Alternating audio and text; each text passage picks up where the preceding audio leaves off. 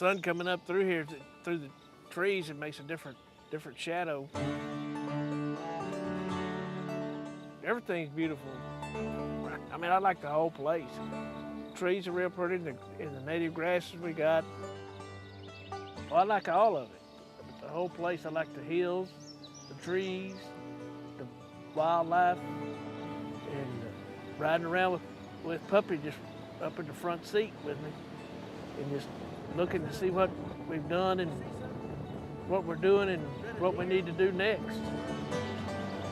Because it's always something to do. For Winston Aid Ranch, most of it, we do try to harvest timber. It's just an ongoing thing that's been going on since my great-grandfather had the place. And try to manage for wildlife, for turkeys and the deer and songbirds and all the other kind of birds. When you drive in the gate, there's a sign that says tree farm. This is not your typical tree farm. It's, you know, when you drive around through here, the woods are open. There's a lot of prescribed burning going on. There's an invasive and exotic species removal. He's doing the hard things on this property that most people don't want to get involved with.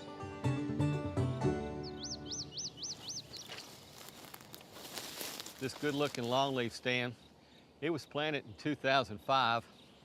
Mr. Winston had clear-cut the previous timber off the area and then did a reforestation job using the longleaf seedlings to establish this stand here.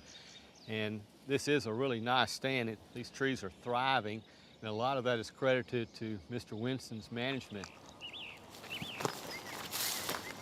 He contacted us to aid in helping establish some of these perennial warm season grasses on his property to improve turkey habitat.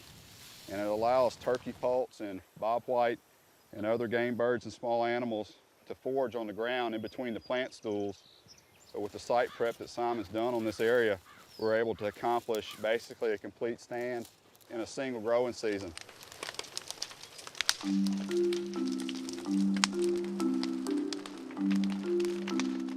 Not a lot of fuel.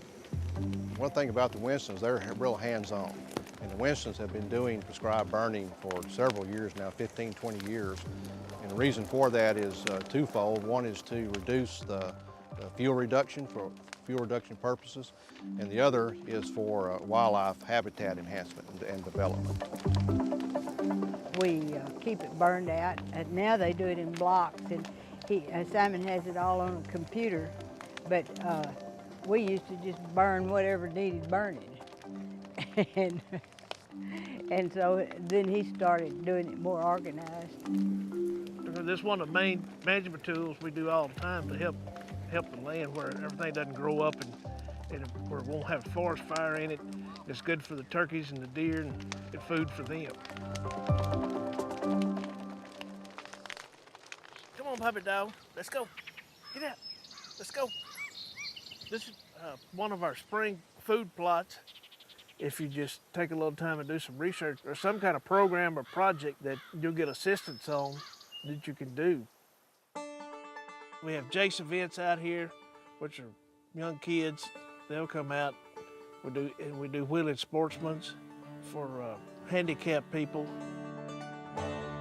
I enjoy doing it. You got to love what you're doing. To me, it's not work. If it was work, I wouldn't be doing it. You can tell he has a deep-seated care about this property, and he seems almost willing to do anything to get it the way he wants it. We're never finished. You can always improve on what you got. This property is an example and serves as a good role model to other properties in East Texas on how to manage timber and wildlife simultaneously. No, I just have lots of good people that help and family, and God blessed to be here.